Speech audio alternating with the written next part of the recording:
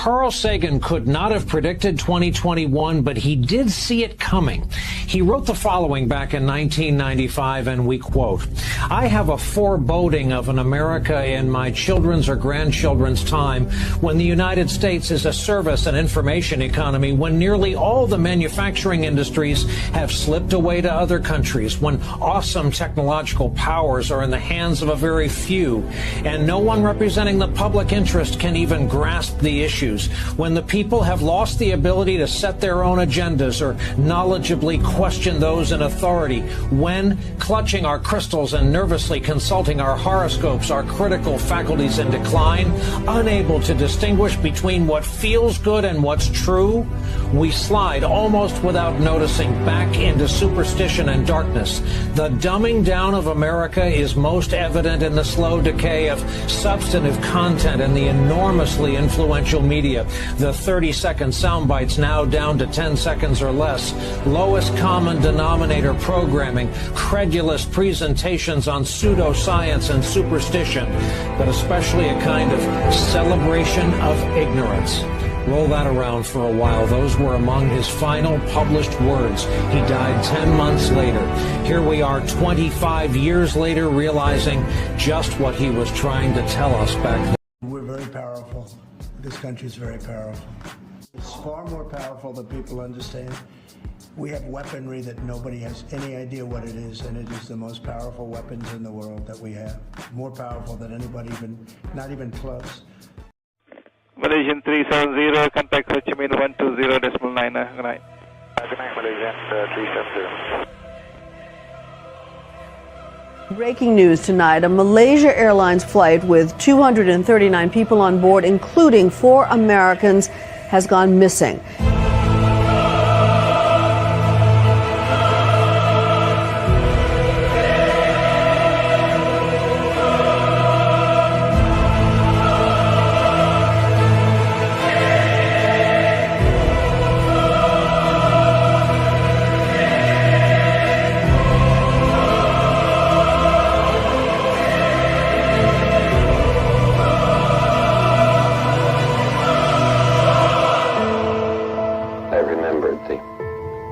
From the Hindu scripture, the Bhagavad Gita. Vishnu is trying to persuade the prince that he should do his duty, and to impress him takes on his multi-armed form and says, "Now I am become death, the destroyer of worlds." Welcome, everybody, to the live stream. So happy you guys are here with me on this Halloween Friday, guys. I'm not dressed up, but I do have my colors on. We got brown, we got orange going on. And just to make it up to you guys, I knew you would be upset that I'm not dressed up for Halloween, which totally understandable. I did dress up my dog. Yes, I did dress up my dog for Halloween. I am one of those people, chat. For about 5 seconds, I was able to get this costume onto Lulu. So let's go ahead and simp over Lulu right now. Ooh, so precious. Look at that pumpkin, chat. OMG dog costume hype. This costume lasted all of about 5 minutes on Lulu until it got torn off to shreds. No, just kidding. Only part of it. So we'll see. She may show up. She may do an appearance over here later on, guys, for Halloween. We'll see. I'm not going to try to pick her up because she does not like to be picked up. Guys, thank you for being here tonight. We have a great show. Great show for you tonight. We are going to be talking about mainly I always say around Extropic's new microchip, which I have been scolded. Slap my hand, everybody. The founders of Extropic came into my replies, and I stupidly started arguing with them without realizing who they were. That's true story, chat. True story. Deleted my reply so fast. Oh, I deleted that reply so fast, chat. And they told me, no. They said, no, our microchip is not a quantum microchip. I was saying that it seems like they have invented a room temperature quantum microchip. They said, no, it's not. How dare you call it a quantum microchip? They said it's thermodynamic. So we're going to be digging into that in a few minutes here. we're going to take a look at. There's several presentations, including a new one that just came out that I haven't had opportunity to watch, where they explain the physics behind their microchip. Now, I'll give you the spoiler right now. My impression of the microchip is that it's very similar to the concept of Paul Thibodeau's thermodynamic graphene generator, which is like a free energy battery microchip. Similar. We're going to go over more of it later on, but that's the impression that I got from their design. I don't care what you call it, as long as you can make me some super AI thinking machines. You call your thing whatever the hell you want to call it. Call it Swiss cheese. Call it a hot dog. Doesn't matter to me. Call it quantum. I just think like the Facebook movie, just drop the, you know, it's cleaner. Why not call it quantum? We call everything quantum. Anyway, I'm just a marketing guy. What do I know, chat? Okay, let's dig right into some of the politics so that we can get straight to the science tonight, guys. First thing that I want to point out right now from the woke right have been melting down on social media because this guy named Josh Hammer, who I didn't even really know, find out later on he's the editor at Newsweek, which, if you're familiar with the history of MH370, you know that Newsweek had a debunk of the MH370 videos 2 days after they appeared on Reddit. And it seems like it was a fake article. It was an article that was copied from somewhere else. So I'm no fan of Newsweek. But there's some guy named Josh Hammer that apparently all the woke right people hate because he's Jewish, and I don't know. That's probably enough, frankly. And he wrote an article about the Tucker Carlson, Nick Fuentes discussion that I spoke about on the last live stream. And in that article, he made a metaphor about how Tucker is basically the fox in the henhouse of the right-wingers and how we need to neutralize the fox. Okay, so are any of you outraged yet by this? It was a pretty mundane thing. People have been kind of going after Tucker, which I don't agree with. He should talk to whoever he wants, but they've been going after him. And so this was one of those arguments that was made, which is that, you know, Tucker is, they're saying that Tucker is like switching sides. They don't like him in the MAGA. And I generally agree. I think that Tucker has clearly had a perspective shift. He's done nothing but platform people that are hypercritical of Israel in the last 6 months to 1 year. So what happened? Next thing I know, you've got Dave Smith, the struggling comedian / propped up by Joe Rogan political debate master. You've got Candace Owens. And then who was I surprised to see? Nick Fuentes as well.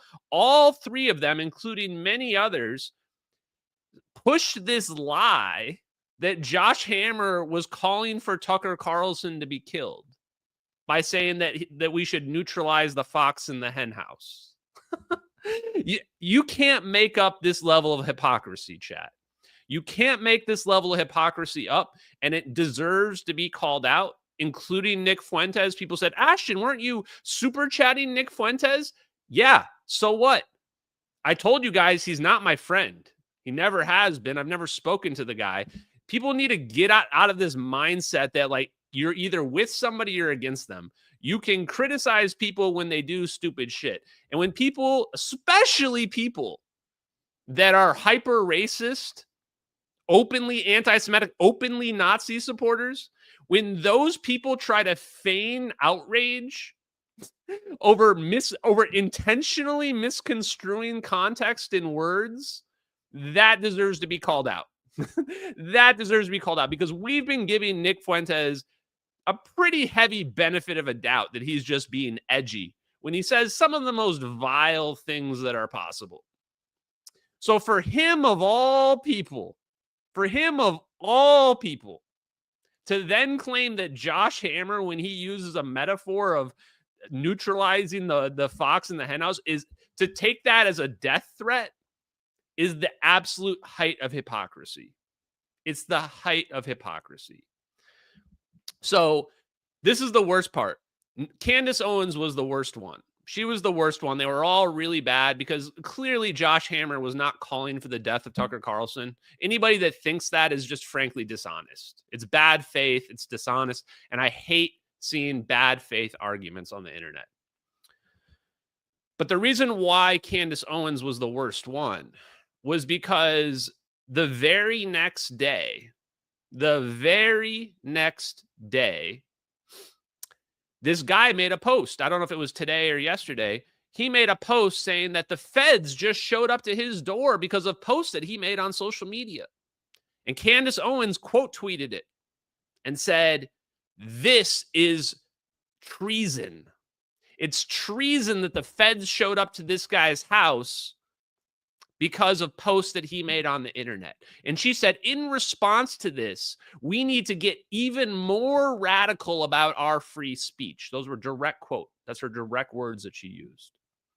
So what did people do? First thing people did was they looked up the guy's most recent replies.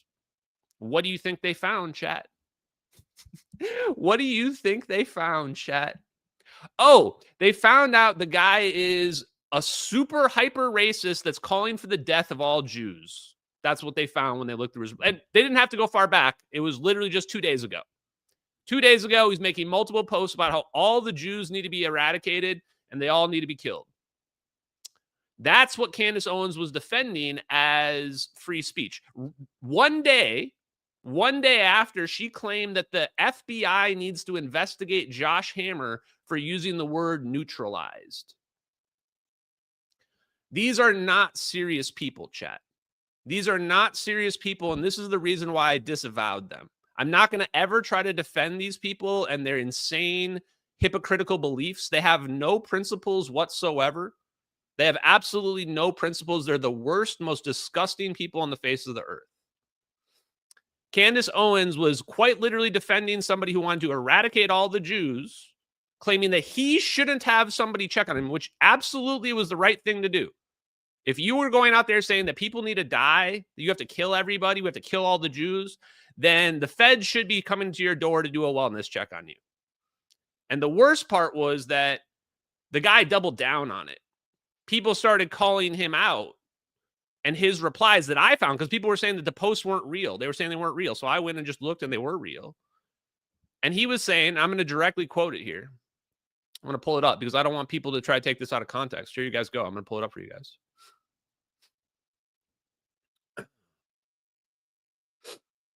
Here you go. Here's Candace's tweet saying that this is treason, blah, blah, blah. And here's the guy. Right? Here's his posts. We must eliminate all the Jews. It's our only solution at this point. We must protect and save Christianity. There are consequences are that the Jews will finally be eliminated in their place in the Middle East. You are going to get a knock on the door if you're making posts like this on the internet. And you should be. You should be put on a watch list for the rest of your life. Because this is what people post on the internet right before they go and shoot up churches and synagogues and what have you. Now, we're going to come back to that in a second. But I want to point out a literal terrorist attack was just thwarted today. Yes, there was a terrorist attack thwarted today by the FBI. If you believe the FBI, if you believe their evidence, they haven't shown much yet, but they claim that they arrested 5 people in Dearborn, Michigan, and Inkster, Michigan. And this is relevant because Dearborn, Michigan has been in the news recently. It's been in the news recently because it is America's first majority Muslim population. Majority as in 53% of all residents in Dearborn, Michigan are Muslim. They play Muslim prayer 5 times a day over the loudspeakers. It is a Muslim-controlled city. And supposedly the people that were arrested were sympathizers of ISIS, and they were planning to shoot up a synagogue or something like that. So the reason why it's important that these people are on watch lists is that's how we catch people like this before they act, not after they act. So it's extremely dangerous for Candace Owens to be defending stuff like this and then to be claiming as well that we need to get more radical, that this is not radical enough. This speech right here is not radical enough. We need to be more radical than this. I sure as hell hope not. I really sure as hell hope not. Because here was his follow-ups when he got challenged. He said, I can't believe this needs to be said, but I have no actual means to eliminate all the Jews. Sure you do. You have guns. You have guns, right? I'm sure a person like this has many guns. They probably shouldn't be allowed to have guns, but they probably do. So you absolutely have the means to eliminate a lot of Jews if you were to try. This is why you need to be on a watch list, sir. So hopefully that's clear for people that are out there on why this behavior is completely unacceptable. So the fact that those people were trying to get the FBI to investigate Josh Hammer for making a statement about using the word neutralized is the peak of hypocrisy. The point being this: the woke right people don't give one shit about freedom of speech. They use these things as weapons, these ideas as weapons. These people don't care about freedom of speech. They just use the word freedom of speech so that they can attack you and claim they can virtue signal. They'll say, I love freedom of speech. You have to believe, because everybody agrees with freedom of speech. That's why they say it, because it's popular. They just use populist statements. They don't actually believe it. They don't support, they're not against genocide. These people would commit genocide on the Jews if given any opportunity to do so. They would probably commit genocide on people like me and you as well, who are not even Jewish. They don't hate genocide. They're just using genocide as a weapon to attack Israel. These people do not support freedom of speech. They just use the words freedom of speech to attack those people that criticize them. Candace Owens says, I have freedom of speech to call Brigitte Macron a man. Well, you're getting sued over it. So we're going to test that freedom of speech. So it's very important to realize these woke right people have no principles whatsoever. And if you're one of the people that's been getting allured by them because they say stuff that you want to hear, well, you're being put into a cult. You're being brainwashed and put into a cult quite literally. Quite literally. Now, one last thing I want to say on that, I don't want to stick on this too much, is Candace Owens. People looked up how much money Candace Owens. This is the worst part, is people are saying like, oh, you're a grifter for talking about this. Or like that was not many, but some people were claiming that I was a grifter for challenging Candace Owens on her fake Charlie Kirk claims. And somebody just brought it up in the chat. This is exactly what I was going to say. Candace Owens made $130,000 just from super chats in the last month alone. Let that sink in, guys. Let that sink in. It's publicly available information. Candace Owens made $130,000 from super chats in just the last month alone. I'll pull up the data for you guys here just a second. So this is the part where the irony of this is, where are the Redditors who were attacking me?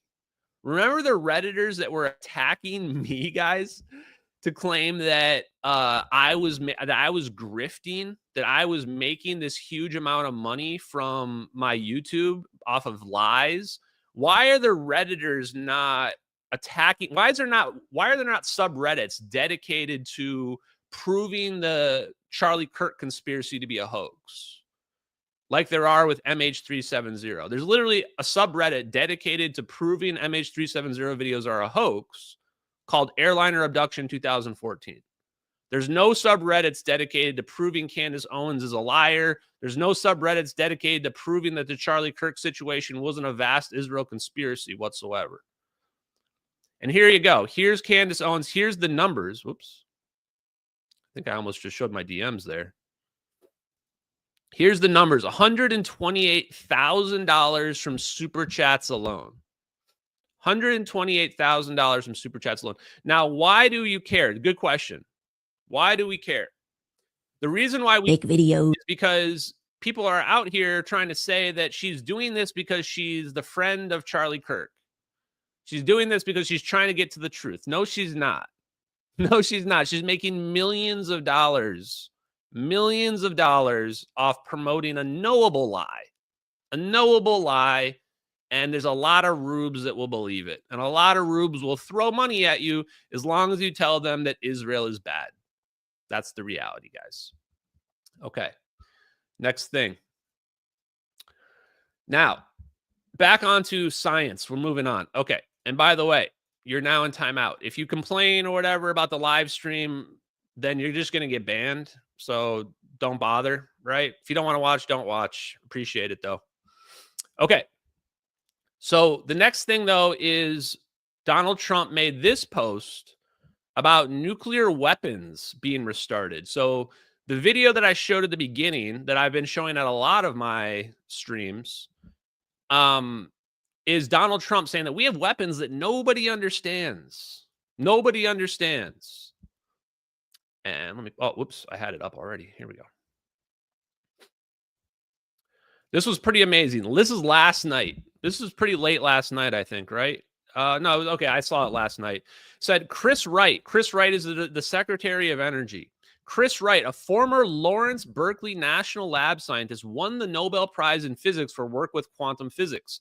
I'm pretty sure they're talking about macroscopic quantum tunneling there, but I didn't double check. Okay. And Mike, you just got banned and put in timeout. Guys, I'm recording a live stream right here, so, you know, if you troll in the live stream chat, I'm just going to ban you, and you're never going to be able to comment or post in the replies. I see people crying about how they want me to unban them. You're not going to get unbanned, so think very carefully about what you say in the chat. Think very carefully about what you say in your comments, because I am pretty quick to just remove your comments and remove you from ever being able to post to my channel ever again. I do it very often. So that was the one and only warning that you will get, guys. Okay. It is talking, okay, 100% he is talking about macroscopic quantum tunneling. Thank you, Trooper Bra. Appreciate you.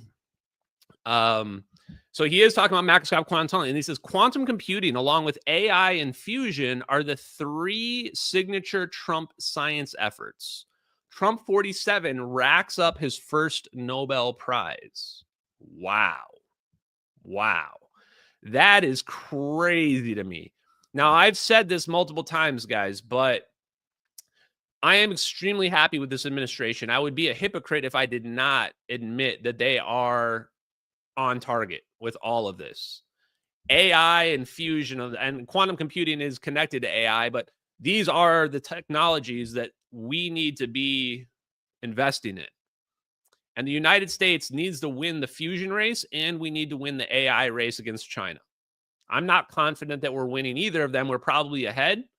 But this is where we need to be putting all of our resources in. So when I see this, nothing could make me happier than this. I think that normies don't even realize how big this is. Now, I want to talk about the MH370 situation just for a quick moment. First of all, if anything were to happen to me, because obviously people are getting assassinated, blah, blah, blah, Israel's not at fault. If anything happens to me, number one, it's not Israel. And you may say, Ashton, how do you know it's not Israel? I'm telling you right now, even if it is Israel, I don't care. It's not Israel, okay? Number two, the only thing I want people to know about, if anything were to happen to me, is I just want them to know MH370 videos are real, and then you should give me my posthumous Pulitzer Prize. That's all I care about. The rest will naturally come out over time. Right? So don't worry about trying to carry on my legacy or anything like that. We're already in the middle of disclosure. I'm realizing the science and stuff is already coming out. So for us to even be trying to do our own thing doesn't even make that much sense, because it's already happening. And we're going to review a microchip in a few minutes here that might be already tapping into some of those elements. What was the last thing I was going to say?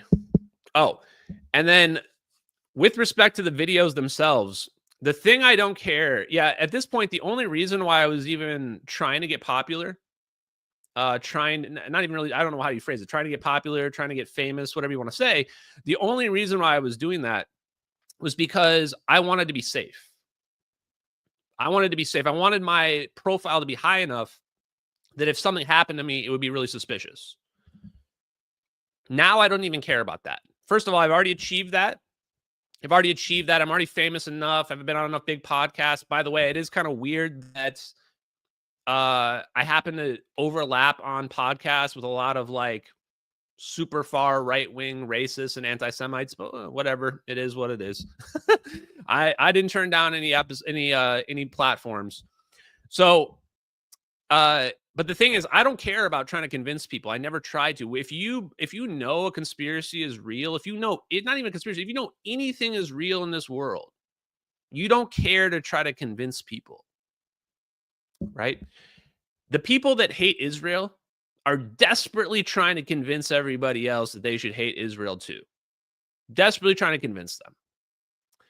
I don't care about trying to convince people that MH370 videos are real. You see me spending almost no time trying to convince people. If you saw me in the real world, I never try to convince people that the videos are real. Never. Not in the last 2 years. Nobody. Because what would it even matter? Why would I even care? Why do I care if somebody else believes a video is real? I'm just doing you a favor being like, hey, man, we got some crazy advanced technology. You might want to look into it. If their response is, no, I'm not interested, then fine. I can't force you to believe. I can't force you to understand science. I'm just here to appeal to people that want to understand, that want to understand the physics, that want to understand the science, that want to understand fusion propulsion. And if you believe that I'm not a grifter, then the information that you're going to get is at least partially beneficial to, what's going to happen in the future. And that's what I do. That's the difference between me and a lot of the other people that are like ideologically captured, or you'll see people post on Twitter where they stay in a very specific lane that they're meant to be in. So I just wanted to point out that that's what's going on, that we're already in the middle of all this technology coming out. You're seeing fusion technology coming out. You're seeing microchip technology advance to the point of possibly room temperature superconductivity microchips. And there's nothing all we're doing is speeding that along. The only thing that won't be sped on, the only thing that won't be revealed over the course of time is what we did to MH370. And eventually it'll be believed, but it may take 1,000 years, may take 100 years. I don't know. So that's why that's the one thing that I would want people to know. Okay.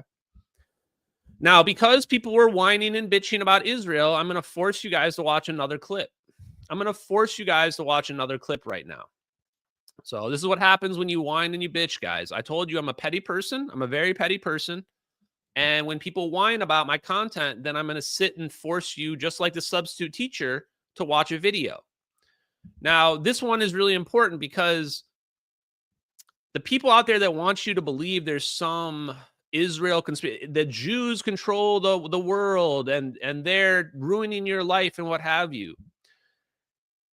Let's just listen to Tucker Carlson himself explain why that worldview is so distasteful. Here you go. Here's Tucker himself. This is crazy. Oh, young Tucker. I would love to see a debate between young Tucker and old Tucker. Here we go. I mean, this is part of the sad thing with Pat Buchanan, as far as I'm concerned. And just to restate, I mean, Pat does raise issues that I think are important. I mean, I think that, the sovereignty of the American military, et cetera. I mean, these are not just crank issues. But unfortunately, Pat Buchanan raises them in a way that I think is discredited. And when attacked, he can always fall back on the line, well, the tiny cabal that controls American politics doesn't like me because I speak truth to power. This is actually, incidentally, almost verbatim what he said the other day, that I offend the plutocracy, that I'm a wanted man by the inside the Beltway people, and in every sense cast himself as a victim who is sort of a Karen Silkwood of politics, someone who's so truthful that he's being hunted down by the conspiracy that runs Washington. I mean, it's all a bit much. Maybe Pat Buchanan just says things that are kind of kooky, and that's why he's being criticized. How funny is that? I don't even think we need to go on beyond that, but that is just the nail on the head, right? It's the nail on the head. It's that, what do these woke right people do? He's just explaining woke rightness in 2025. You could literally just replace Pat Buchanan with Marjorie Taylor Greene or Massey or even Rand Paul or sometimes even Tucker himself.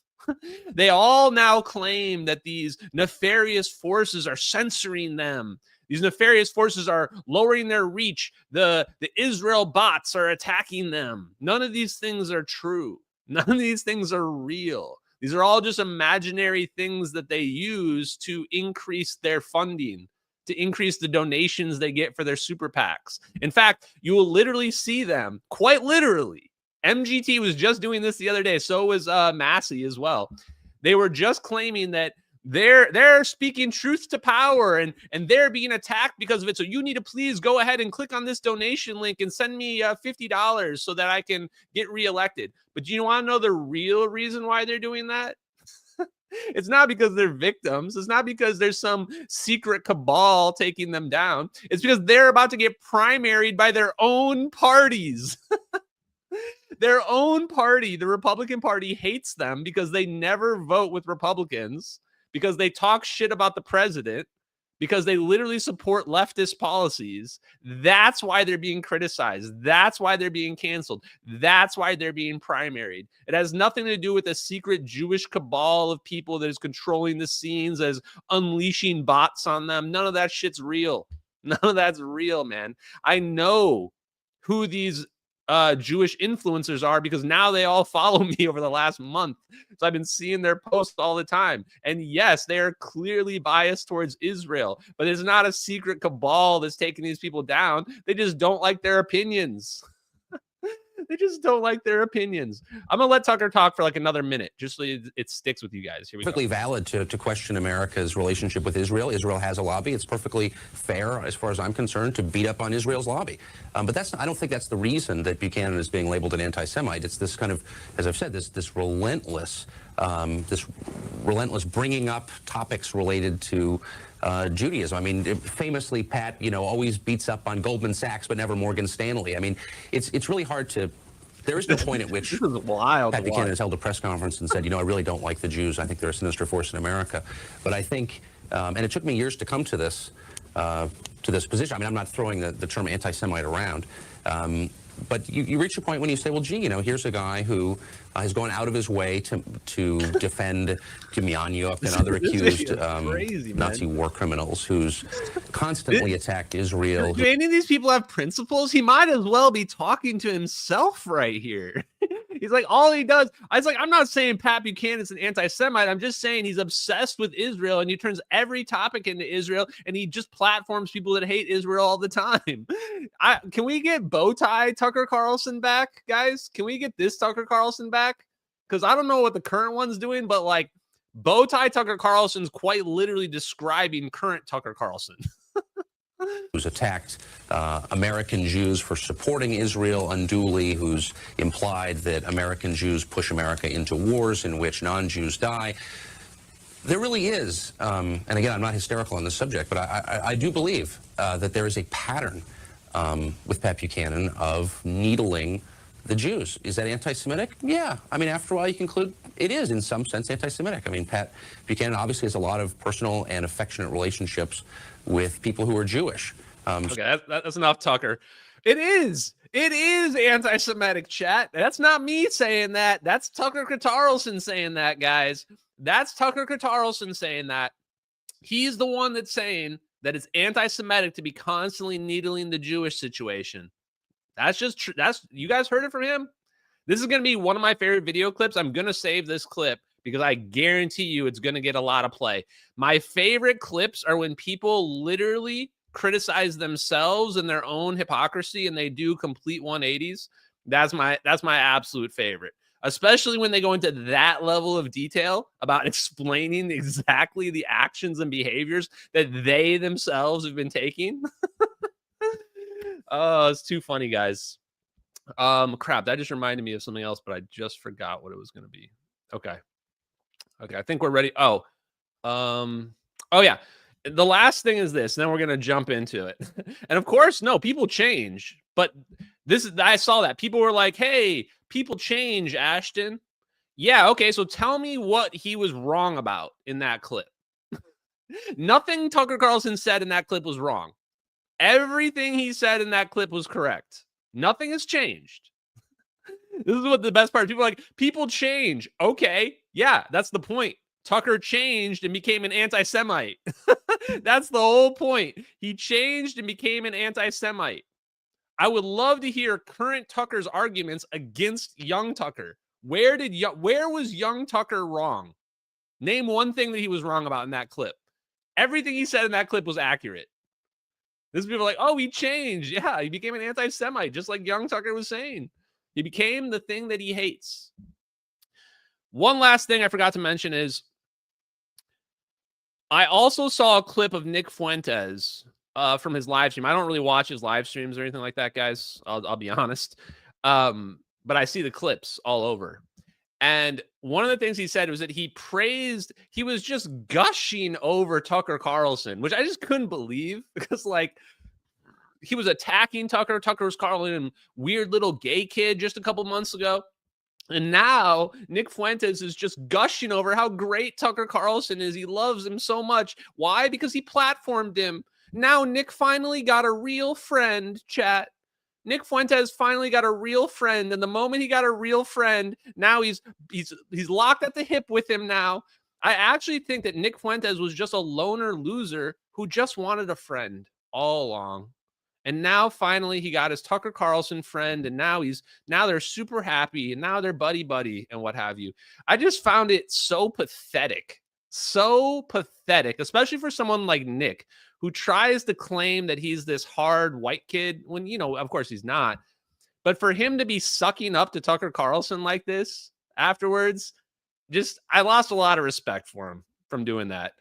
And it's just pathetic too. It's pathetic. It's pathetic in the way where clearly Nick just wants to be validated. Like, he really, really wants to be validated. He wants the political right to respect him and for them to accept him. And the truth is this, guys, they're never going to accept him. That ship has already sailed, bro. He's saying that, oh, Nick is going out here going, I'll unite with anybody on the right who will unite with me. Okay, Nick Fuentes, I tell you what, you should do a follow-up stream and list off all the names of the people that offered to unite with you. That's zero. Nobody's going to offer to unite with Nick Fuentes. Nobody is. And the reason for that is politics is all about smearing people. And Nick Fuentes has about 1,000 clips of him being super racist, super vile, super misogynistic, and in some cases even pedophilic. So the moment that Nick Fuentes begins to run for politics, everybody's going to turn on him. You think you can, like, does Nick Fuentes think he's going to be a congressman or something like that? The moment that he puts his name on the ballot box, all the leftists aren't going to vote for him, and most of the right-wingers aren't going to vote for him either. Here's the spoiler, guys. The internet is not real life. Just because you have a dedicated following of nutjob losers on the internet, that does not equate to real life. Not even in the slightest. So I actually hope that Nick does run for office. That's clearly what he wants to do. And I hope that he does it for two reasons. One, it'll be a major, major wake-up call for him and his followers to realize how little support in the real world he actually has. And number two, he will realize that politics is not an ideological game. Politics isn't about it. Like, I would say, give Nick the power. Give Nick Fuentes the power. Because the first thing he's going to realize is he can't accomplish anything. Government is made to not accomplish anything. That's the point of it. This is the reason why nothing ever happens, because the government is built in a way so that nothing can happen, that change is difficult. And everybody who's an ideological child, they always think that if they get power, they're going to be the one to clean up everything. They're going to be the one to deport all the Jews and make the world a better place. But that's not how the government works. That's not how politics works either. And when Nick Fuentes is forced to accept that realization, it will change him. He will change from somebody who's an ideological child to being a pragmatic adult. That's my last thought on that, guys. Okay, if you made it through the last 35 minutes, then now we are going to take a look at the science, guys. So if you are unfamiliar, there's this new microchip that has been making some rounds. I don't really know if it's all hype or if it's legit or what the deal is, guys. But they had a couple of videos. They were hyping themselves up here in the last few days.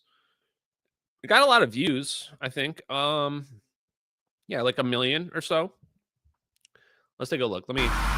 Hold on. Let's watch this promo intro.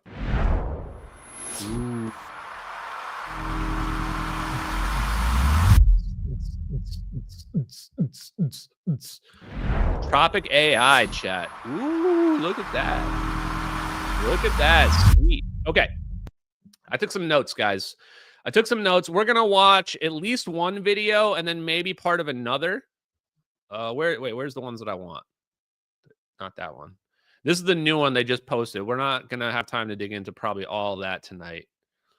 Let's start with this one. Okay, so let's do this. We're going to do an intro. This 5-minute video. I don't think they're going to copyright strike me for playing this. I'm going to play this. I'm going to give you guys my thoughts, and then we're going to go to the longer explanation video about what is this microchip. So this new microchip comes out. They claim it's going to revolutionize AI or potentially has the potential to revolutionize AI. The question is why, how does it work? Is it significant? Is it real? That's what we're really trying to figure out here. We're trying to figure out what are the future technologies that are going to become the multi-billion-dollar companies so that we can get it on the ground floor and ourselves become wealthy. I mean, that's what we all want, right? We're all just trying to get rich out here. So, yeah. So let's see. Wait, I have the sound on, right? Okay. Is eating the world. Companies and nations alike are in a race to scale the production of intelligence. The plan so far has been simple. Scale the same old computing paradigm by feeding it more data and more power. A lot more power. Data center providers are going as far as building their own nuclear power plants, looking to achieve an energy supply that is poised to dwarf the current US energy grid several times over. But simply pouring more power into the current compute stack will be far too slow and too costly to produce human-level intelligence and distribute it to the world. But scaling energy is only half the equation. The other part is about how efficiently we can turn that energy into intelligence. What if, instead of simply scaling power production, we increased how many thoughts we can generate per watt? What if we reimagined the density of intelligence we can achieve in matter? We need to fundamentally rethink the hardware layer from the bottom up. Luckily, nature has already shown us that a far greater energy efficiency is possible. We can take inspiration from its underlying physical. By the way, this is like literally the guy that was in my replies. I guess he says he's the founder, and I think the account I was talking to was the founder. So this might literally be the guy in my replies. Just there we go, face to the name. Principles and harness them directly in hardware. That's why at Extropic, we're building a new kind of device, a probabilistic computer for a new era of computation, along with new algorithms that can be run on them. Extropic's computers feature new types of computational primitives that sample from simple probability distributions. And it turns out if you combine many of these sampling circuits together using some concepts from machine learning, you can actually build a system that does kind of the same fundamental task as something like ChatGPT or Midjourney. At the core of our devices lie new computational building blocks, which sample from simple probability distributions. One of our core primitives is called the probabilistic bit, or p-bit. Instead of simply being a 0 or a 1, a p-bit can be tuned to flicker in between, spending time in each state according to a programmable probability. When you connect millions of these p-bits together, immense computational power can emerge. We call these new types of processors thermodynamic sampling units, or TSUs. Chat, I gotta just say it right now. I gotta stop us and say it right now. Yeah, that is base Jeff Bezos. It just sounds like a quantum computer with extra steps. I gotta say it sounds like a quantum computer with extra steps. Just saying, I gotta throw my Rick and Morty quote out there. Yeah. Is it like, where it's not a qubit, it's a p-bit. It's totally different, chat. It's not a qubit, it's a p-bit. Totally different. How dare you call it a quantum computer? This is where, like, I actually think they're being a little bit like I went kind of back and forth with this guy on Twitter, and I don't want to be rude or what have you. And I honestly do not care what it's called. It just doesn't matter to me. But I got the impression, the feeling that this was some kind of personal dispute. Like both the guys that started this company come from quantum computing, and they didn't like quantum computing. And so they did this thermodynamic computing thing. And it feels like it's kind of like hurt feelings. I'm like, no, how dare you call us? We're not the same as those quantum computer people, which is like, okay, I get it. I get it. If that's the reason, just say it. Just say you don't like the quantum computer people and you had to come up with a new name. That's fine. And today we're unveiling our first step towards scalable TSUs with X0, our first prototype. Yeah, exactly. The math is literally exactly the same, but it's totally different. Now, in fairness, guys, it is different. There is some differences to this, of course, right? But the underlying ideas are really the same as any quantum computer, quantum processor chip. It's how they do the processing that's different, which we'll get to here in a second, guys. And there is significant differences. It is very much like comparing like a Casimir cavity microchip to like Paul Thibodeau's graphene microchip. Of course, they're different. Of course, they're not exactly the same, but that doesn't mean they don't have similar, underlying similarities to them. Type silicon chip. Our X0 prototype is a simple device comprised of dozens of probabilistic circuits, demonstrates a set of novel primitives, and proves that these primitives can be reliably built and controlled in silicon and at room temperature. For the first time, we're making TSUs available to early users with our testing and prototyping kit called the XTR0. One sec, sorry to keep interrupting, but did you just hear him say these processes are available at room temperature? That's what this is all about, right? Is that the problem with our quantum qubits is that they need to be frozen because superconductivity, coherence, we only see these things at low temperatures. So the energy requirement to keep things superconductive is very high. So this is the big benefit. And this is where I got super excited because clearly what they've done is they've found a new way to do quantum processing while it being at room temperatures, while it being at high temperatures. Now, if you say, okay, well, that's not quantum computing anymore, it's something different. Okay, great. I don't care, dude. It's doing the same thing. It's still doing computing. You're doing it through a different mechanism, but it's, the same underlying idea using a different framework. Okay, gotcha. I still think it's dope. I still think it's amazing. And the moment that you tell me that you're doing the same thing that we were doing at low temperatures, at room temperature, I'm really, really excited.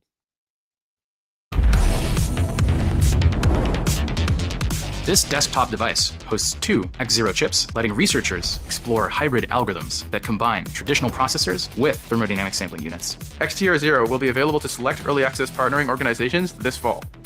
Alongside XTR0, we're open sourcing Thermal, a Python library for simulating TSUs on GPUs. Thermal allows developers to start building algorithms today that will run efficiently. We're going to skip through this part. So I talk about the algorithms, blah, blah, blah. Today, we released our first paper where we talk about denoising thermodynamic models, which are a new type of machine learning model that we developed here at Extropic to leverage our thermodynamic sampling units most efficiently. In the research presented in the paper, we find by simulating a small piece of a Z1 TSU that we can solve simple generative modeling benchmarks using around 10,000 times less energy than the most efficient algorithm running on a GPU. At Extropic, we're charting a new path forward for artificial intelligence. In just a few short years, we've moved from concept to room-scale cryogenic experiments to a desktop prototype that runs at room temperature. We've designed and built new probabilistic primitives that form the foundation for a whole new era of computing. We believe that thermodynamic computing will fundamentally redefine how we convert energy into intelligence. If you want to help us pioneer this paradigm, join us. The journey will be long, but the payoff for densifying intelligence will be immense. Extropic, building the ultimate substrate for intelligence.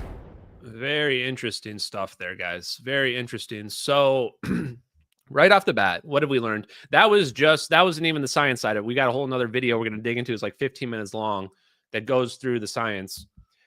But this is what I've learned here from this. First of all, I'm hesitant, not skeptical. I think it's going to work. I'm hesitant. I'm hesitant because there's no sure things in this world, but this gets me really excited. One thing I'm not excited about is the design. The design seems kind of ugly. And yes, it's got weird stuff going on and weird hieroglyphics on the side of it, which are clearly just cosmetic. So I don't know. Do whatever you want to do. I don't really care about that. Somebody asked in the chat about Josephson junctions. The next video we're going to watch, they literally have Josephson junctions on the microchip. So this is another thing where I'm going, wait, you're saying it's not a quantum computer, but you've got Josephson junctions built into your microprocessors. And so what I think this chip is, if I explain it at my current level of understanding, is that in a standard quantum computer, they're controlling the ones and the zeros, right? We're flipping around the ones and the zeros in our quantum computer, and we can potentially have more than one state, or we can have more than 2 different states. That's my understanding. And the idea is that the problem is that it requires a huge amount of energy. One, we actually have to manipulate the energy levels manually of our quantum states. So that causes energy to be used. And then number 2, we have to cool our entire system. So that also causes energy to be used. So these are the 2 major factors on why a current quantum computer uses up a lot of energy. But now it has 10 states. Thank you. I didn't know how many states they have. So 10 states. So sure. The difference between what this microchip is doing, this microchip is not basically increasing or decreasing the energy levels. What it's doing instead is it's measuring the random fluctuations, random thermal fluctuations. So remember our 0 point energy? The 0 point energy is all around us all the time. Well, it's kind of vibrating. There's a little bit of like some waves in the ocean, but really shallow waves, right? But if we were to zoom in on that, zoom in down to those waves, we would see this moving around. Now, this, I believe, is the Brownian motion. Thermal Brownian motion is how it was described in Paul Thibodeau's Microchip, where he says we're harnessing this random thermal motion. We're harnessing that.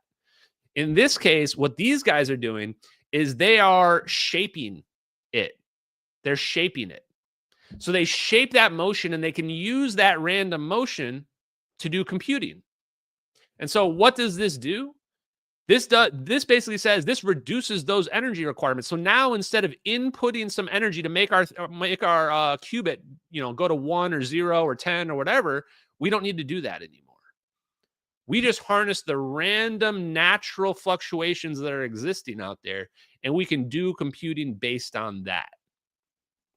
Wow. If that's true, that's really, really huge. So some of the things that you're going to hear these guys explain, we're going to go right into the next video. So we've gone from qubits to, what do they call it? P-bits is what they're calling it. They're claiming it's a different thing. So it is kind of like, yeah, it's a different engine, right? It's not the same as a standard quantum computer, because now we're going about this completely differently, right? Instead of creating our quantum flux, we're just measuring the existing quantum flux. That's how I look at it. The part where I disagree, this is definitely a quantum computer, right? Like, the difference is that I think that from classical physics, we can explain Brownian motion. The question is, why do we have this Brownian motion? And is there a connection to the 0 point energy? Even in Paul Thibodeau's presentation with Charles Chase, one of the questions he gets afterwards is, do you think there's a connection from the thermal energy to the 0 point energy? And I would say yes. I would personally say yes. But that's where I am. And I don't feel the need to argue with people about this, because it's more of a conceptual view of the world. As long as your microchip works, I don't really give a crap what you call it or how you claim that it functions. As long as it works, man. So the problems that they bring up, first of all, they did not like the quantum experience. They also talk about the noise is a problem. Now, the noise in this case is the quantum noise. So I think what they're talking about here is the difficulty it is to take a measurement. The thing about quantum systems is that if you try to measure them, they fall apart. So it seems like they found an indirect way to measure this thermal flux, which reduces the noise. And the noise is something that's talked about a lot. Even John Kramer brought up the quantum noise when it came to quantum communication systems and quantum computers. He says that the noise, you have to reduce the noise to find the one photon that's entangled. You might have 100 photons that are not entangled and one photon that is entangled. How do you sift through the noise to find the entanglement? This is almost like a way around that, where they're saying, you know what? We're not even going to look for that. We're just going to measure everything naturally, and then we're just going to see where it goes. So it's a different approach. And the problem they're trying to solve is the energy scaling problem. The energy scaling problem is, as we make the microchips more and more advanced. Oh, I should put the chat on the stage here. Sorry, guys. As we make the microchips more and more advanced, they're going to require more and more energy. And as we make more and more data centers, we require this huge amount of energy. One way to solve that is to make fusion power, where we have unlimited energy. Another way to solve that is to reduce the energy requirement of the microchips themselves and of the computers themselves. Which of these options is better? I don't necessarily know. I would say that both options. We should be going down both roads. We should be both increasing our output of energy and reducing the amount of energy that we use. Both are great ideas. And so that's why, another reason why I'm all in, I don't want to say I'm all in, but so far I'm pretty high on this company. So they're approaching the problem from the efficiency standpoint instead of approaching it from the standpoint of just producing more and more power. That sounds great. Okay, I think we're going to just jump into it here. I'm just looking to see if there's anything else I wanted to say on this. That's good. Okay, here we go. Where is the full longer video? Oh, I think I was on it.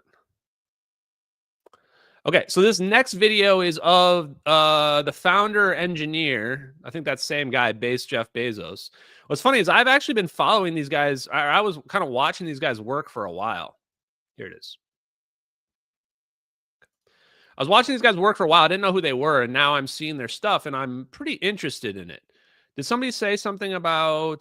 Does anyone have one of these things, by the way? Here's my big question that maybe we can figure out while we watch this video is, what does it do?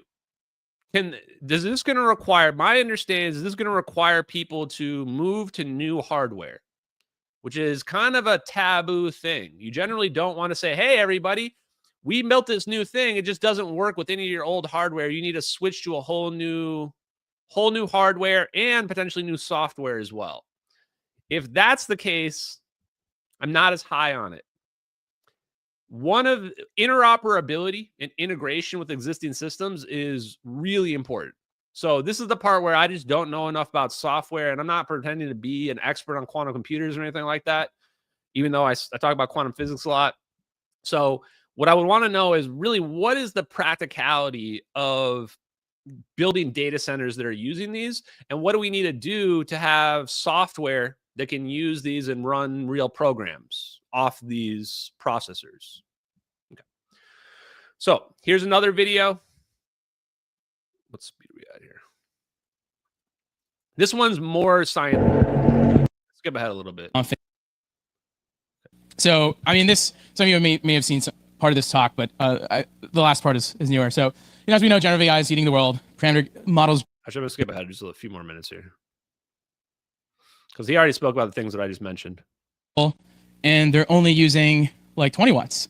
And you compare that to GPUs, are about 100 million times denser and more 100 million. Oh, and this is another thing I thought was really interesting here, is that what he's mentioning here is that how their approach was to say, let's look at the human brain. Let's assume the human brain is a quantum computer. How is the human brain using such a small amount of energy? This is something I've even wondered about. People have asked me this on spaces and things like that.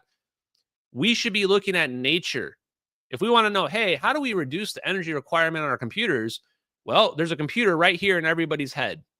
And the amount of energy that our bodies are using is extremely low. We are low entropy biological beings. We use an extremely small amount of energy to do what we would say is a straight up magical amount of computation. The amount of information that you are feeding through constantly is huge. So this was their basis for figuring out, how do we lower the energy requirement? And I love this. I love it. Times more energy efficient. And so, the idea is, if we engineered a computational system from first principles for AI, inspired from biology, how do we take inspiration from biology? You don't try to mimic biology directly. You don't try to do biomimicry. You wouldn't build a plane that flaps its wings. You'd understand the principles that biology has learned to harness, and essentially you'd harness those principles directly with an artificially engineered device. And so that's what we're doing with sort of a type of physics called stochastic thermodynamics. So this isn't like your great grandfather's thermodynamics. It's a really recent theory. The core theorems are like 1999. It's as old as Google. When math is as old as Google, it's really young. And that's why people don't really know about this type of physics and this type of math. And that's why it gets so out on. So what's also weird about this, guys, is he says stochastic thermodynamics here. Is this connected to stochastic electrodynamics? Because supposedly, here's how this goes, and I'm let's say fairly confident in this assessment. Remember when I spoke to, oh God, I forgot his name now. Oh boy, this is gonna be awkward. Remember when I did the TR3B stream? Jared Yates. I spoke to Jared Yates, and I think it was him. Maybe it was somebody else, but it might have been the other guy, Douglas Miller. I can't remember who it was. Anyway. Stochastic electrodynamics was basically a different branch. Instead of quantum electrodynamics, we go down this stochastic electrodynamics. Yes, there it is. Thank you. Thank you, Jason. Stochastic electrodynamics is just quantum electrodynamics plus the ether. That's a simple way to think about it. So when he starts bringing up stochastic electrodynamics here, this is when I got really interested as well, because I'm sitting here going, I think these guys are just measuring the ether. I think this microchip is just measuring the ether and running computer off of it. And if you were to ask me, the funny part about this is like, there's an analogy here to nuclear power. When people think of nuclear power, they think of, oh, we're splitting the atom and then we're harnessing that energy and then we're putting that energy on the grid. But that's not what we're doing in nuclear power. Nuclear power, we're just boiling water, making steam, and spinning a turbine. In my head, when I think of quantum computers, I think of these computers that are harnessing the ether. But that's not what's really happening in quantum computers. In quantum computers, we're like stimulating these entangled qubits and we're measuring them. When I think of quantum computers, what I really think of is what these guys are doing. These guys are doing the thing that I would think of as quantum computing, which is like just measuring the random fluctuations in the ether. That's what I would think of as quantum computing. Measuring the ether, chat. Guys, we are out here. This is, you know what? We're just coming up. These guys just hired me to be their marketing guy. I'll just come up with dope ass phrases. We should just, these guys should be saying that they're measuring the ether. That is like a good way to put it. In fact, I just came up with another one as well. You know what we're going to call? What are we going to call all the Venezuelan narco terrorists that were blowing up? I just came up with the perfect terminology. Legal intervention. That's what it is, chat. We're doing legal intervention. The air quotes, if you can see them, are just for comedic effect. There we go. Okay, so let's get back at this. Now that we're measuring the ether, here we go. Oh, wait, 50,000 and you can invest? You have to have a special trading license? Oh, chat. I'm probably going to invest in this company, chat. I probably am. I got 50 G's to invest. I probably shouldn't be saying that on live streams, but it is what it is. Chat, don't hold me hostage. If anyone tries to hold Lulu hostage for $50,000, I will send the FBI after you. Don't do it, chat. Twitter about it because I want to kind of spread the message. But really, at the large scale, things are classical, they're deterministic. You have, Newtonian physics, you have like ballistics, or in the cases you have very strong signals, your computer is in a deterministic state. If you go to very low power and very low temperatures or very small timescales, things are quantum. They're in superpositions. There's sort of quantum interference happening, and you can make all sorts of analog quantum experiments, or you could build a quantum computer out of that type of physics. But if you have a mesoscale computer, or a mesoscale system, basically it's jittering, right? So it's more like chemistry or molecular dynamics or the physics of gases sloshing around, and it's essentially stochastic. So there's some randomness to the dynamics and there's some randomness to the state at all times. And so basically, there's an opportunity to build a computer that operates in this mesoscale, right? A computer that has a probabilistic state, that has programmable probabilistic transitions, and that uses stochastic thermodynamics. And that's what we're pioneering. And we think it's the future of silicon. And we also think it's the future of AI hardware from first principles. And why is that? We think deep learning is going to struggle to capture the complexity of nature. A single forward pass is to get deeper and deeper in order to have enough computational complexity to replicate the distribution of the data set. And the distribution of the data set, has a lot of compute from nature in order to generate it. And if you have to capture everything in one forward pass, you need to make your model bigger and bigger, and then you're going to have more parameters. And then since you have more parameters, you need to kill their entropy, and you need more data. And so instead, if we basically use sampling, right? Use like test time compute scaling, right? As we're familiar, then you can have a higher complexity sort of transformation from your input to your output, and you can capture higher complexity and data and deeper into the tails of the distribution. The problem is, Monte Carlo sampling. So to do MCTS and so on, any kind of Monte Carlo algorithm kind of sucks on a classical computer. You need a pseudo random number generator. You have this sort of sequential walk. Okay, I like everything he's talking about here. He's talking about, okay, everything is so straightforward. We're trying to input this energy here, trying to measure it back out. He says the word first principles. Guys, when you want to sound smart, use the phrase first principles as often as possible. Just say, I figured this out from first principles. blah, blah, blah. And then you're going to sound smart as shit. Most people have no idea what it means. Basically just means they're using standard physics. We're basically going back to the framework of physics to solve a problem, pretty much. So what he's about to explain here, though, is that Monte Carlo is a system we use to derive randomness. So if you've ever done any kind of gambling, let's say, I hate even using this as an example, but if you do gambling online, well, how do you determine what you get back in response? It's a Monte Carlo system that uses a false random generator, right? And what he's going to say here is it's extremely inefficient. Yes, RNG. Thank you very much. RNG, random number generator. If you don't know what RNG stands for, get it into your lexicon.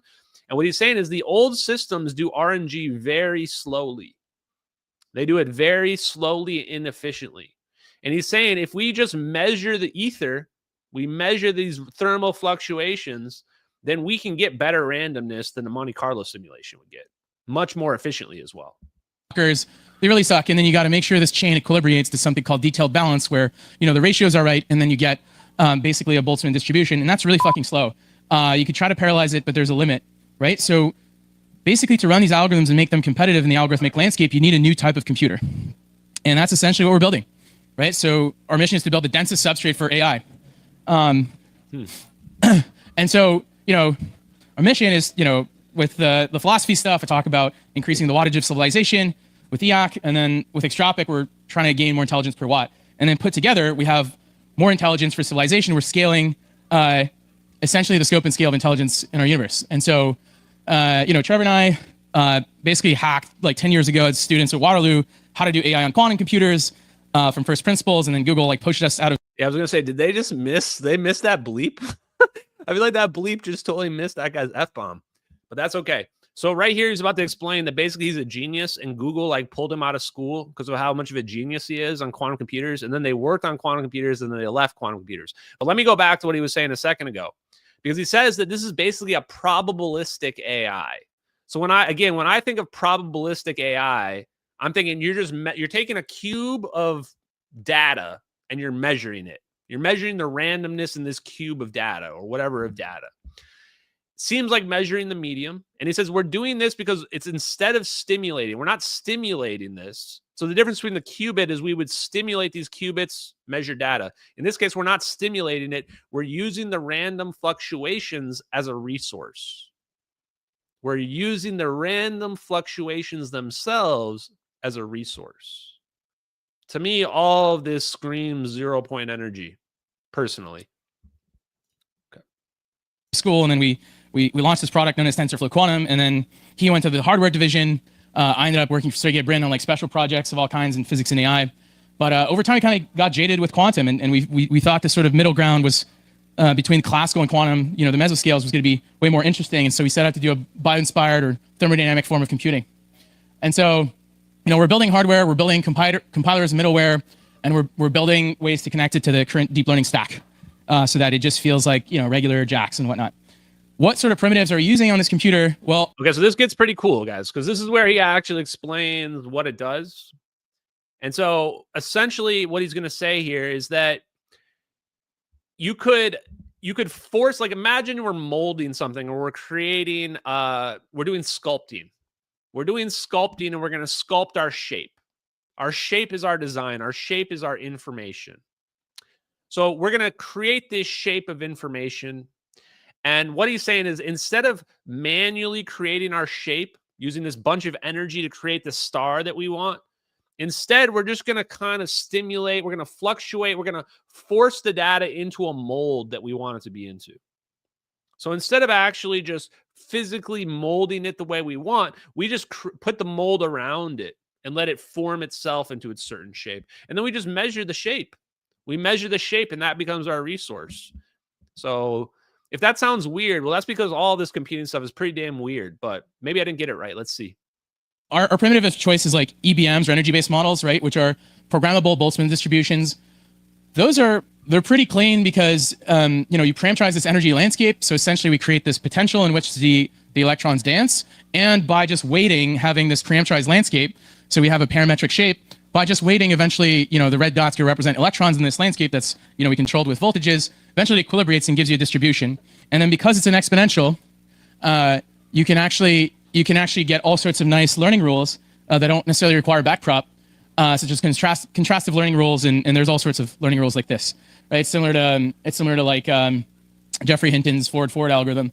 And so you could train this machine to do machine learning by contrastive learning, and we've done that with some small devices and some bigger ones. Essentially, neural nets came from energy-based models. They came from, looking at averages of layers of Boltzmann machines, right? That's what the 2024 Nobel Prize was for, and that's when deep learning really started. And so we're kind of going back, we're going back to where neural nets came from and doing these primitives in hardware and software. In terms of applications, I don't have to explain what probabilistic inference can do. It can do most things. It's a superset of deep learning. There's all sorts of cool early day applications. And year and a half ago, we posted our first experiment online.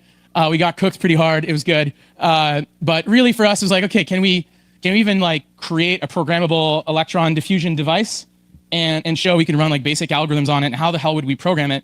And basically our learnings from taking quantum computing tech, running it basically 100 times hotter, allowed us, this was like a breadboard prototype. So, we rented this lab in Canada, everything was rented, and we did some first experiments, and now we're kind of sitting on the paper, and we're going to put it out basically after we launch our first silicon product. But the goal there is to open source a viable way to build this type of computing, that's maybe less commercially interesting, but that academia can take and run with. But, here's our first. Okay, so yeah, one person said a good comment in the chat is that what is the benefit of this? Is that the big benefit, probably the number of that. I mean, we already talked about the energy savings, but the thing about the energy savings that makes it so significant is that this could be something that could be run in your phone. This becomes now a microchip that can go in your phone, where your phone can do AI generative content. So now you don't need to go to a website to log into ChatGPT-3, whatever, to have it generate content for you. Now your computer at home can do it. Why? Because it's room temperature. It's just a microchip that's being run at room temperature, as opposed to something that needs to be frozen at absolute zero with liquid nitrogen or whatever else they do for superconductivity to happen. This is why room temperature superconductivity is so important. Remember, I started off on this whole journey talking about room temperature superconductivity, LK99. Remember when Eric Weinstein, famously now, it'll be famous one day, my only interaction with Eric Weinstein in a space, I said, what do you think about room temperature superconductivity? He gave me a 2-word answer. Not interested. Not even making that up, guys. That was literally Eric Weinstein's response to me. He will regret saying those words. I absolutely guarantee it, because nobody who's a physicist should ever say you're not interested in room temperature superconductivity. Room temperature superconductivity will mean that you can have microchip AI generation in your phone. It means your phone will no longer heat up. It means that we can increase power efficiency by 30% everywhere. That's how much energy is lost just to heat. And for the people that don't know, yes, that was a real quote from a little over a year ago, maybe a year and a half ago at this point, where I was on a space with Eric Weinstein, and that's the only thing I asked him about. And his answer was not interested. So, okay, let's keep going here. Now, this gets interesting because now I think he talks about the Josephson junction. Oh, not quite yet. In a few minutes, I think he'll talk about it. But here we go.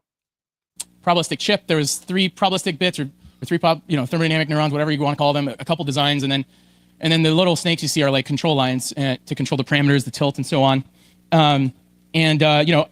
That first chip, everything worked out. We have some cool experiments, and really it's if you had a different supply chain, you might want to do things in superconductors. Of course, the problem is you have to cool it. Ideally, you could use a much smaller fridge, but it's not as dense as we like it, right? This chip is basically macroscopic. You could see the details by the naked eye.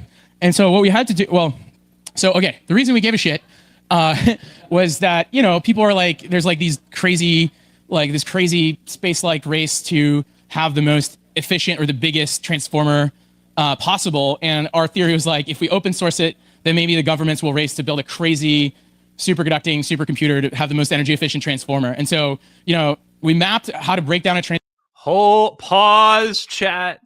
Chat, pause.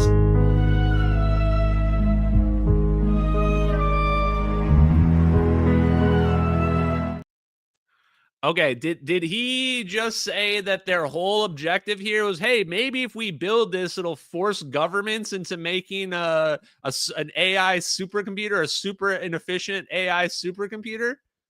Hold up, chat. Pause. Are you just such a good person that you just decided that, oh, we're going to force the governments to make one of these things? I don't know if I like this guy more now or I'm just super suspicious of him now. Let's repeat that. Let's go back like 10 seconds.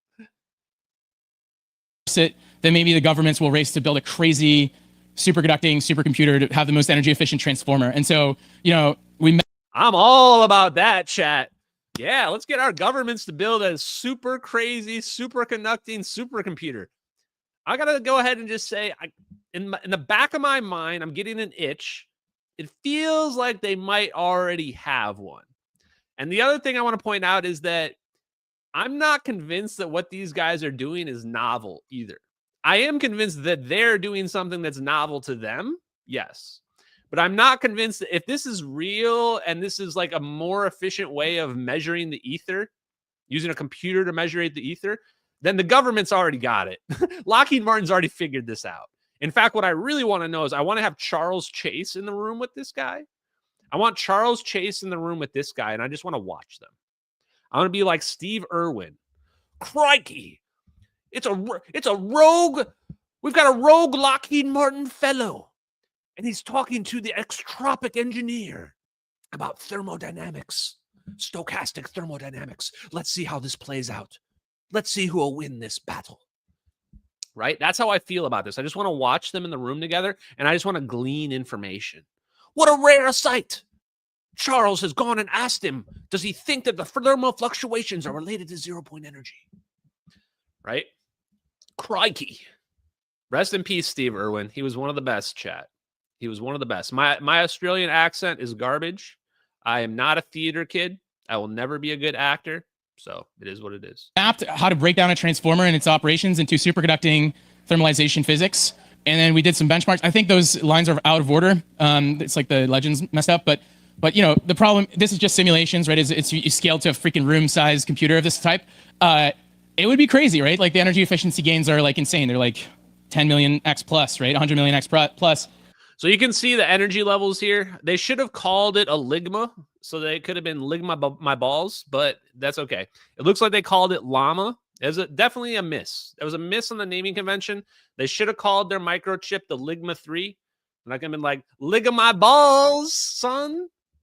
Which, by the way, if you did not see my beautiful, beautiful tweet about the new apology form, spoiler alert, once I saw Donald Trump talking about testing nuclear weapons and what have you, I said, these nuclear weapons, when these nuclear weapons are manipulating space-time and not creating mushroom clouds, the new apology form is just going to have a picture of my dick on it.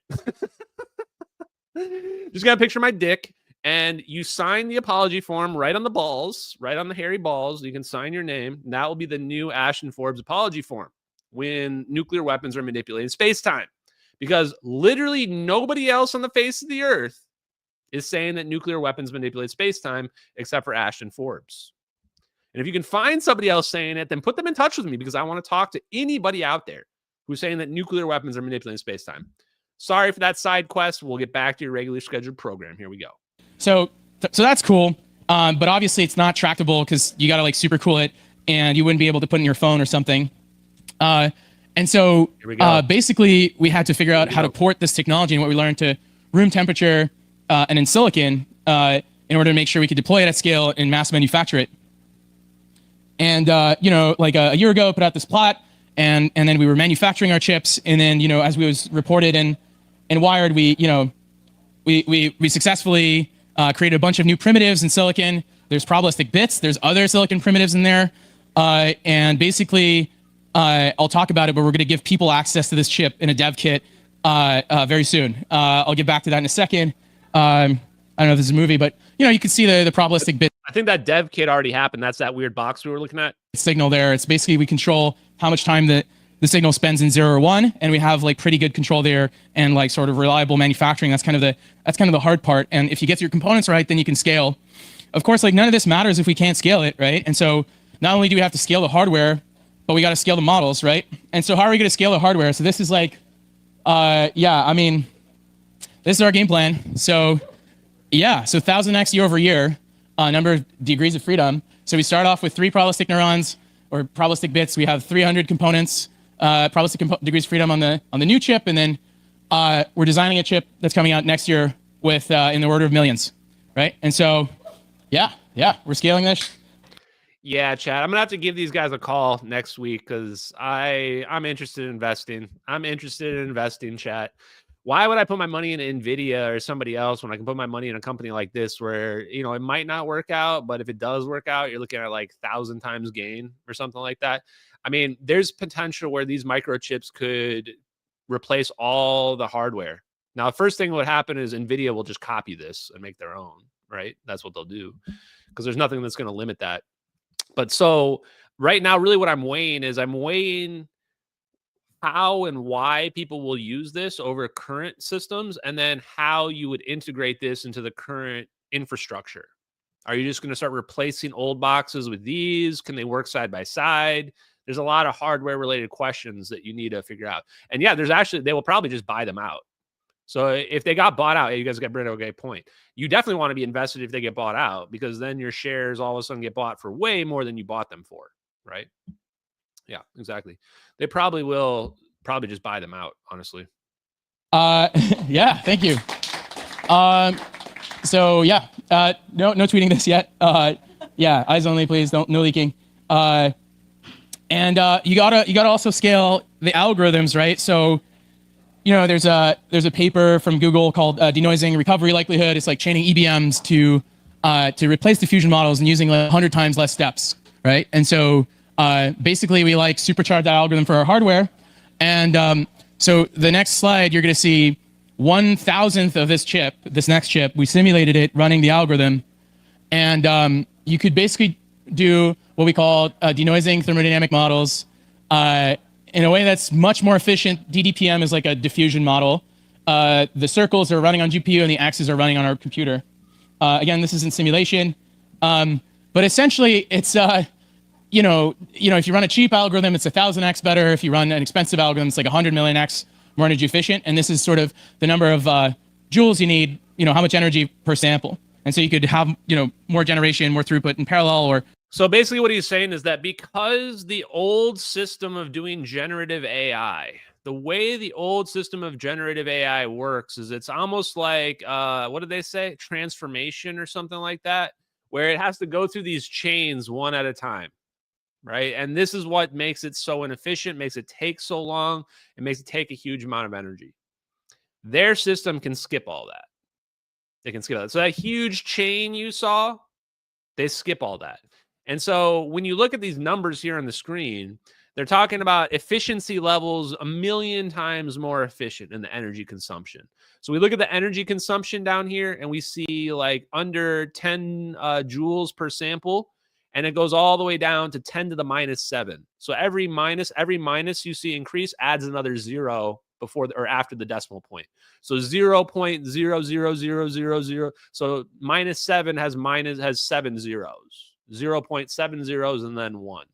So the amount of energy these things are using is significantly less than current architecture.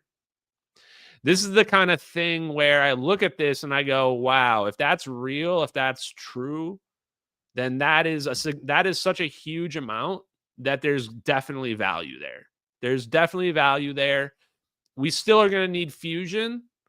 And even if those numbers aren't accurate, even if it's only half correct, it's still huge. My bigger question would be, is there some kind of larger reason why this won't work? Like, is the microchip going to break down after it's been used for 15 minutes or something like that? You know, is there some kind of, like, what's the catch? What's the catch? Is there a red flag here? Because otherwise I look at this and I'm going, this seems like a no-brainer. Seems like a no-brainer to me. And maybe we're lucky. Maybe we just happened across the newest thing and we're getting in right now on the ground floor. Maybe this is the next $1 trillion NVIDIA company. or maybe they get bought out. And maybe all of our microchips will be using these in the next 10 years. If that's the case, this stream will be fucking legendary. Because I'm going to be not me, we are going to be way ahead of the game on this company. You might start seeing news articles and spots. This guy might be on Joe Rogan. That guy might be on Joe Rogan in a week or two, and we're going to be like, oh yeah, we were talking about that. We were way ahead of everybody on this one. So we'll see. Or overclocking time using more energy. But yeah, this was, I think, for CFAR. And so, yeah, I mean, this is pretty exciting. Like, we're designing this and we're going to, have it next year from the manufacturer, and you could run some pretty interesting algorithms on it. And so, I'm really excited to, finally be able to give people early access to the software and some of the hardware. So, people ask us like when the dev kit will be ready and when they'll be able to like experiment with thermodynamic computers. And essentially it's this summer. So summer 2025. Yeah, let's go. And got the chip right here. So we're packaging it into a dev kit. And essentially you're going to be able to have it on your desk and just plug it in your computer with Ethernet and start hacking. And so, people thought it would take us 10 years or 20 years of dismissing us. And we were cooking. So I wouldn't sleep on this, okay? I just wouldn't sleep on this. And if you want to start hacking with thermo computers, email me, sign up for the dev kit on the website, and please email me. Like anybody in the SF hacker community, like we definitely want to get some dev kits out. The first dev kit, it's a toy. It's basically, you could do some toy models of what you want to do and scale up. But the next chip is serious. It's the bigger brother, and we're going to keep scaling beyond that. And, this is like, for me, it's been like a really long... Wait, why? I missed the part. He's supposed to say Joseph's injunction at some point around 16 minutes in here. He said something about superconducting. Is this a different video? Journey through physics and 10 years through physics-based compute to derive from first principles where algorithms and computing is going. And we have a lot of conviction about this. And, seeing our thesis get proven out, at a theory and component level experiments and now benchmarks, it's been really validating, but it's really the beginning of the journey. But honestly, I think it's going to change everything. So, sleep on it at your own risk. But yeah, come talk to me after. Thanks, everyone. Okay. Hold on, I'm checking real quick to see if that's the right video. Oh, it's a different video. Oh, shit. Wait, is this the same thing? Oh, wow. Oh, no wonder, chat. Oh, my God, chat. I watched and reviewed a completely different video that is 1 minute longer than that video by the same guy. And it must be the exact same presentation because all this stuff was in like the same sequence. My bad, chat. Okay, so hold up. This is what we need to look at here. Okay, can you see this? No, wait, that's not even the right screen. Oh my God, whoops. Whoopsie. I had a feeling too. I was like, wait, is this the same one I was just looking at? There was like some subtle differences. So this is the same guy. And this is the one I was wondering why I didn't hear the bowl analogy. He brought up the bowl analogy. I'm like, wait, he didn't say that. So like right around here, I think is when he says it. Yeah, okay, I've got the timestamps now. Here we go. This is the one I want to watch. It is more science depth here. Called a Boltzmann distribution, which is this exponential distribution there that is normalized, right? So what we're doing is programmable bowls that have parameters of how you shape the bowl, and we're letting electrons be our bouncy balls hop around this high dimensional landscape, and then we get samples from the computer. It's pretty simple, but oh man, I wish I don't want to rewatch all this. This is the one I wanted to watch. This is the one where he explains it way better than the other one. I was like, wait a minute, doesn't he explain this in more scientific detail? Okay, let's just skip ahead to the 16-minute mark because he talks about the Joseph's injunction, and this too is where he talks about the chain here as well. So I guess we'll play this. You can get away with 100 times less steps. So there's a paper, denoising recovery likelihood with EBMs. It's a paper by Google a couple years ago. But you could do basically diffusion models with a chain of denoising EBMs, right? So this machine can do basically everything like diffusion models can do, but better. So that's pretty great. That's a lot of applications. The next slide is very fresh, just specially cooked for today. It's very preliminary. So yeah, wait for the paper. So yeah. Yeah, so this is definitely the same presentation that he was just showing. So what I wanted to get to then, I want to show this part because this was not on the last presentation. We'll go to right about here where he talks about, here we go. Superconducting thermo AI hardware. Our first prototype, our most macroscopic thermodynamic computer. Okay. Is it going to play? Chat, they're getting me. It's the evil forces, chat, are preventing me from playing the video. They're trying to stop me from telling the truth, chat. That's what's happening right now. What is called a bulk recovery. In the second stations that happen at 80 gigahertz. So this is our superconducting lab. This is as macroscopic as you can make a thermodynamic computer. Anybody claiming they can do a breadboard in their garage that's a thermodynamic computer, injected synthetic noise, and it's a LARP. So we had to go to great lengths to make as macroscopic of a prototype as we could. This chip is about as big as your thumbnail, but the features are visible. And we have a whole cryogenic lab to fabricate and test these devices. These use superconducting Josephson junctions to create, again, general energy functions over the continuum. Chat, he said the words. That's all I wanted to hear, chat. Superconducting Josephson junctions. Yahtzee!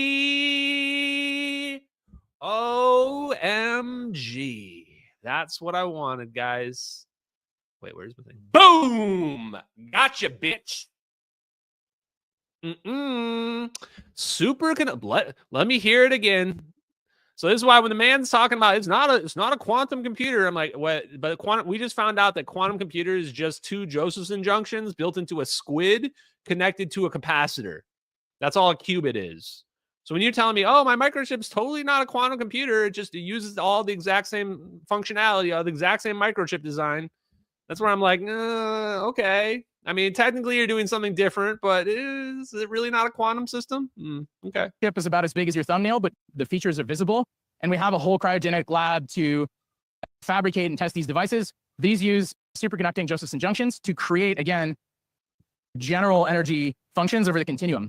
And there's a whole movie online. You can check it out. We showed our fab and lab and how we've manufactured these devices. But essentially, were you to scale a massive superconducting supercomputer, you can have the most energy efficient transformer you can build. And so that's probably, for us, this was a stepping stone.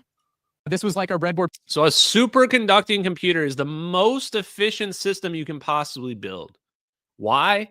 Because superconductivity has no resistance. No resistance means there's no energy loss due to heat. That's as efficient as it gets, chat. Well, not quite, but as close as you can get from a standard thermodynamic standpoint. Prototype. So this fab is in Sherbrooke. On the left is our chip. So, we have 25 patents and counting on this paradigm. So come talk to us if you're interested in scaling this. So that's our first thermodynamic computer. This is a programmable energy-based model device. I'm announcing today that we're going to be open sourcing the blueprint for the software and hardware. So how we can do all sorts of algorithms and how we can map algorithms onto superconducting. Okay, sweet. Okay, one last thing. So there's a brand new video they played. So that was what I wanted. There's a little bit more about the wobbly physics and utilizing Brownian motion, like 3 minutes into the video.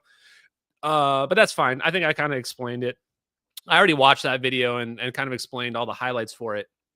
There's a brand new video they just put out, which I have not had time to watch yet. Wait, their account doesn't exist? Okay, there it is. Whew. Here we go.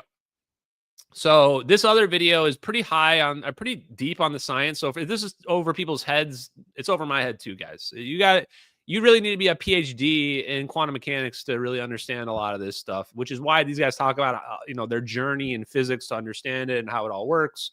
So if you even understand some concepts, you're doing a great job, frankly. So don't get down on yourself if you don't. So this is, I think, their lead engineer. I don't think this is the founder, but their lead engineer, the other guy, basically.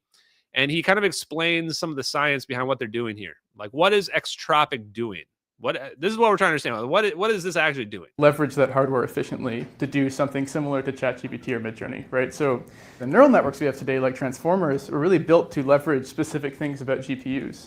And if you build a new type of hardware, you also have to build a new type of algorithm to go along with it. And so where are we now? Well, Over the last 2 years, we've kind of built a version 0 of everything I just told you about. We've built chips that let us test these new probabilistic circuits in the lab, right? So it's not just theory, we've actually built them and validated that they work how we think they should, which was a lot harder than you'd think because all circuits have noise, but it's a whole other matter to actually use that noise to do something useful reliably. We've integrated those chips into simple systems. So, we package our chips, built boards around them, built interfaces from the talk to FPGAs. Yeah, chat. These nerds are not great at dressing themselves. They're not great at social interaction, and they're not great at hygiene, and they're not great at dressing themselves, but they are super smart when it comes to building microchips, chat. So we will be giving them a pass on all of those other things. Kind of do hybrid algorithms. And then we've also done a bunch of work on the machine learning side to figure out how to leverage this new type of processor to do something useful in generative AI. So all of that's been done over the last 2 years, and what that gets us is this plot here, which shows that simulations of a chip we're building now could be around 10,000 times more efficient than a VAE running on a GPU on some simple generative AI benchmark. Now, great, okay. So basically we did a bunch of research. Where are we going? Well, now it's all about scale. We've built these simple systems, so now we have to scale up both the hardware and the algorithms to raise the capabilities of our systems to be more comparable to what you can do with LLMs today, right? Everything we've done so far has been extremely small scale. The company's only around 15 people, and those people are split between integrated circuit design, statistical physics research, and machine learning. Okay, now let's get a little bit more specific about what each of those new things is, right? So what do I mean by a new type of integrated circuit processor? Well, again, an integrated circuit is just a chip made out of a bunch of transistors that you can get from TSMC. So there's nothing exotic like quantum computing or photonics. The way it is different from what exists today is mostly architecturally. So a GPU is essentially a giant array of floating point multiply accumulate units that get orchestrated.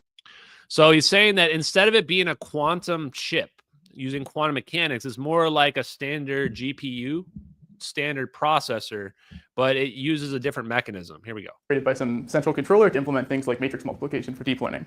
That's great for doing neural networks. Our new type of processor is called a thermodynamic sampling unit. A thermodynamic sampling unit is extremely different from a GPU in that instead of being a large array of floating point multiply accumulate units, it's actually a giant array of sampling cells, right? So a thermodynamic sampling unit looks like this picture on the right, where you have a bunch of cells, and within each cell, you have some kind of specialized sampling circuitry that implements ultra-efficient random number generation. You have some circuitry that computes the parameters of that random number generation process, such as the bias of flipping a coin. And you have a register that stores the state of the program. And so when you roll out a program on a TSU, what basically happens is all of these cells talk to each other and orchestrate some kind of sampling procedure to sample from some computationally useful probability distribution. What do I mean by probabilistic circuit? Well, traditional circuits compute functions, right? So if you have an... Okay, I think we'll probably call it there. It's already getting a little bit too deep for me. But what he's saying is that instead of actively inputting our data, instead of having our input be, and as he describes in that screenshot, matrix and a vector, he's saying instead we just have these sensor units. These sensor units that are sampling units, they're just sampling the data that's already out there. So it does seem like they're quite literally just measuring the ether. Now, in this case, it's not the 0-point energy ether. They're measuring the thermal fluctuations that are occurring. And then they're using that as their resource instead of creating their own binary ones and zeros through an input. So if you take the input away and you just sample the parameters and the data that's already there, then of course that becomes a lot more efficient. So I think that's probably the most important takeaway. If we really go high level on this and say, what is the big takeaway from this Extropic, right? Extropic chip, is that it is sampling energy that's already out there instead of inserting energy to create a result, right? Sampling the energy that's already out there instead of inputting energy to create a specific result. So that's the big difference here. That's what they're doing. To me, that seems very intelligent. And also, here's my last thought of the night on this. My last thought of the night on this is if I was developing a sentient AI, an AI that meets the 3 criteria that Salvatore Pais mentioned, what do you call this? The triarchy of sentience. What did he say? He said, number one is you need to have energy. You need energy to be able to pull this off. You need the processing capability to pull this stuff off. I would say, okay, we've got that met. Number 2, we need the ability to have good data, good vector analysis, I think they call it. We need to be able to pull the best sources. Okay, that's also pretty easy. The third one is the hardest one. Creativity. Ultimately, when we talk about creativity, I equate that to randomness. Can a computer produce true randomness? When a computer can produce true randomness, instead of the fake random Monte Carlo thing they do right now, that could be seen as a form of creativity, unique inspiration, new content that's original. I think that sentient AI will only come from microchips that sample the ether. If our consciousness exists in the ether, if we are just receivers and we're tuning in to our consciousness, then these kinds of microchips would be exactly what's needed for a sentient computer to also tap into that consciousness, in my opinion. That's just my opinion, guys. And now, after listening to all this, I would say that standard computers were never going to be conscious. There was no way for them to be conscious because their architecture, their framework was never conducive with consciousness. Consciousness will, because we were always trying to input a result to get a result back. What we should have been doing is just listening to the ether. Just listen to the ether. The consciousness is already out there. Don't try to make the point. Just listen to what the ether is telling you it's saying. That's my view, guys. And that's why I'm so excited about this microchip. I think I am going to give them a call. At a bare minimum, I'll see if I can get an interview with one of the founders or the engineer guys, because I'm pretty excited about their content. And maybe I'll invest myself. Maybe I'll have my own little alien computer thing over here that I don't even know what to do with it. Maybe I'll do that. So that's going to be pretty great. And yes, Jason Giorgiani, I'm going to be talking to him next weekend, actually next week. I'm probably not going to do it live, so it'll probably be pre-recorded. So it'll probably drop next weekend.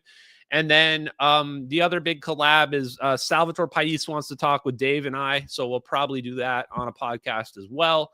That may be coming out next week as well. So there might be a lot of stuff coming down the pipe here for you guys. Thank you guys for listening in on this. Feel free to follow on all the socials. Give me your feedback, blah, blah, blah.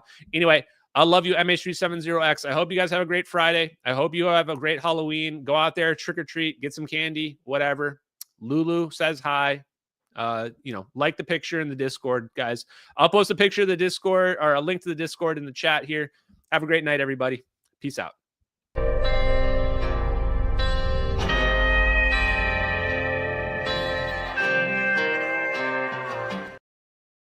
Just kidding. I forgot to do the super chats. My bad, guys. Oh, man. Look at me. One of those nights, guys.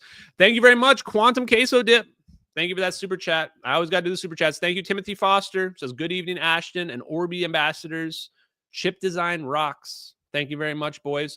And in the Pilled chat, guys, thank you, John Glock, who's been hanging out in the Pilled chat a lot. And Methyl, I see you in there as well. Mrs. Adventure, thank you, guys.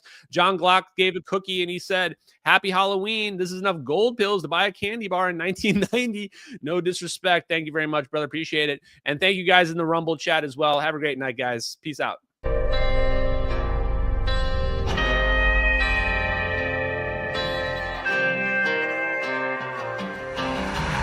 In the fields where the skies are wide, talking about a journey through the cosmic ride. Einstein and Thorne, they set the stage for a trip through time across the space age. Wormholes connect distant points in space, traversable paths to a far-off place. No black holes pull, no crushing weight, just a cosmic tunnel to a distant gate. Talking wormholes, stargates, negative energy, travel through the cosmos, it's our destiny. MH370, where did it go?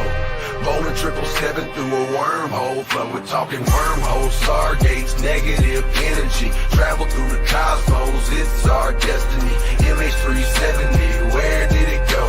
Bowling 777 through a wormhole flow.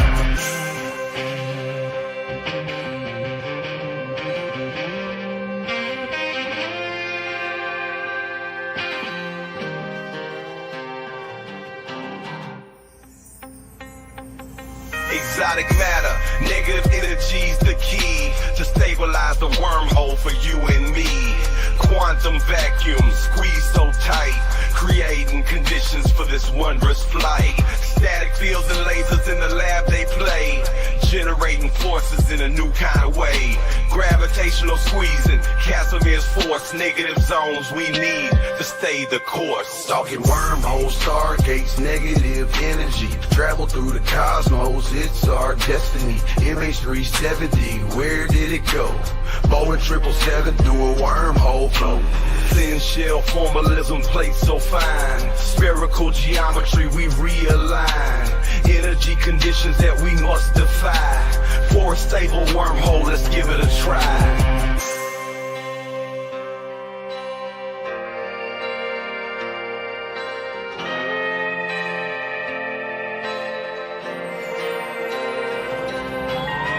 Coulomb forces balancing the plate, creating the throat, open the gates, from Earth to the stars in a single bound. A shortcut through space profound. Engineers and dreamers hold the key to future worlds and what we could be. With science in hand, we forge ahead through the cosmic paths that we now tread.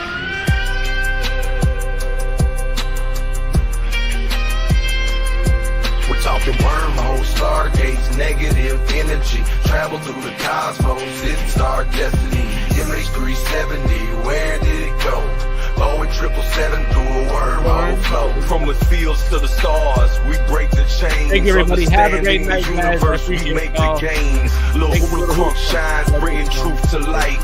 Through his music, we'll explore the night. With wormholes and stargates, our path is clear. Exploring the cosmos, our future's here.